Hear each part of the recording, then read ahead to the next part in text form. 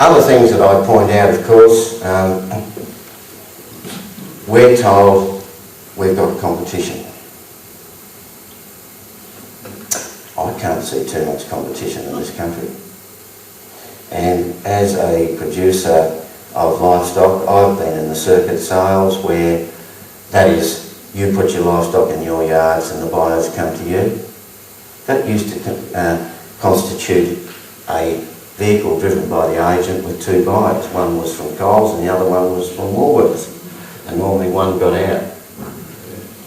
These are the sort of things they've been doing to us. I actually think Graham Samuel might be the best thing we've had going for us for some time in that regard.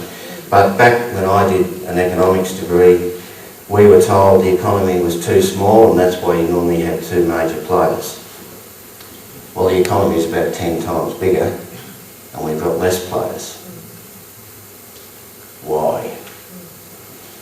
And I don't think we're getting the best quality price or what have you there. And I just wonder when, as a population, we're going to start saying to politicians, why? And of course, we get to the situation where you do understand that if you have some competition, ultimately one will survive. Perfect competition means one survives. So as a society, it's up to us to have governments that make sure you stop that, you keep the competition, but you don't let one dog eat another in one way or another. Otherwise you end up with monopoly. It's been very interesting in the last few months when you start looking at what's been happening in the corporate world and you start looking at something like Visy and Amcor. Now that arrangement is something I've known, I've had something about that in the drawer for a couple of years because of, again, as citizens, we're intimidated by the legal system. Put your head up, lose everything. It's probably one of the best breakthroughs we've seen in terms of competition. And as Samuels makes the point, you haven't seen anything yet. Note the industry. Note the industry.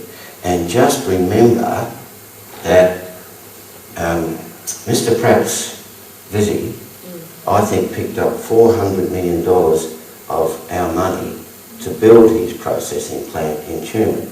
And just remember that the freight to his processing plant is subsidised.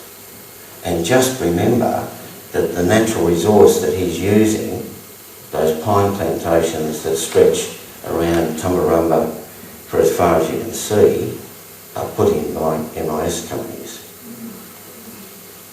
Third richest man in the world, thanks to you. Feel good? That's cartel behaviour. I'm sure you're going to see much more of it. Very quickly, managed investment schemes, designed and only a place all the other OECD countries got rid of them back in the days of Ronald Reagan and Margaret Thatcher. They distort markets, no two ways about it. It's very interesting. I've just been reading a report which I'm finding fairly heavy going about carbon emissions and trading, etc. Prime Minister's task force.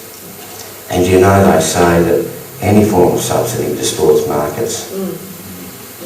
I'd like to know who the proofreader was because it's just as well they changed the boss. Anyway, the whole idea is that it's designed for people to be attracted to invest. What is the motivation? They get 100% tax deduction. Most people just don't seem to realise that is fundamentally different to any other form of investment. Most investment is after tax, it's called capital. This is treating you as running a business. The Tax Commissioner hated it, Treasury hated it, John Howard loved it.